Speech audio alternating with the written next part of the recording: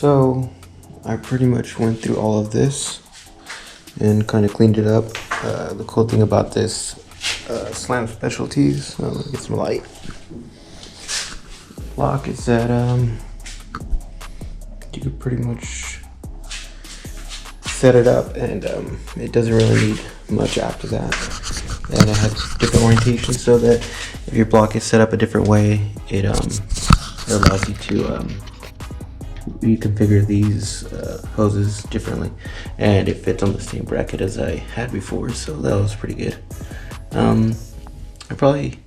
don't know why I didn't turn it around, but I think this just ended up working out for me on this end because of the back area. There's no room, so I reran all my wires, or all my hoses, kind of zip tied everything for now, and everything's pretty good. Zip tied over here, same thing over here.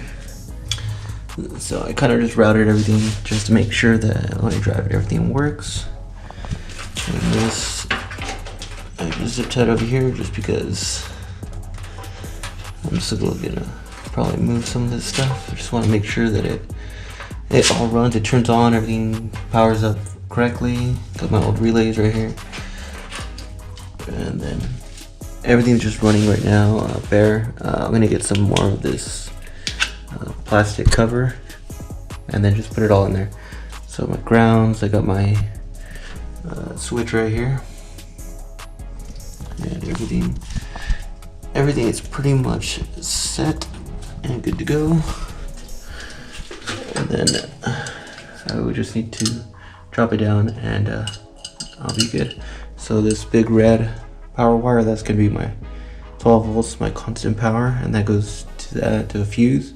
My compressors are wired up over there, and then the compressors go onto the switch right here. And then as you can see, the orange wire is routed, but that's just the dimmer, and then the red and the black. So the black, I grounded it off right here, and then the red is just the power that goes to ignition. And kind of just routed it, threw a bunch of zip ties on it, and hold it down for now. And then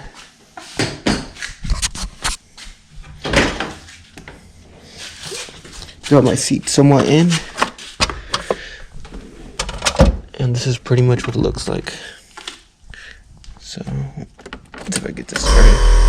Compressors go on, switch, and then you can hear the compressors kind of going.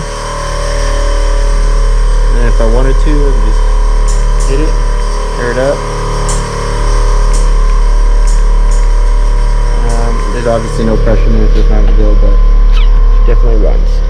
I'll just kill that before my battery dies. So now pretty much all I gotta do is need to bolt my seats back down, put them back in, and then just start it up and take it out. But I'll try to make a video of it with everything else, and it's just too dark and it wasn't really gonna work, so I kind of didn't want to do that.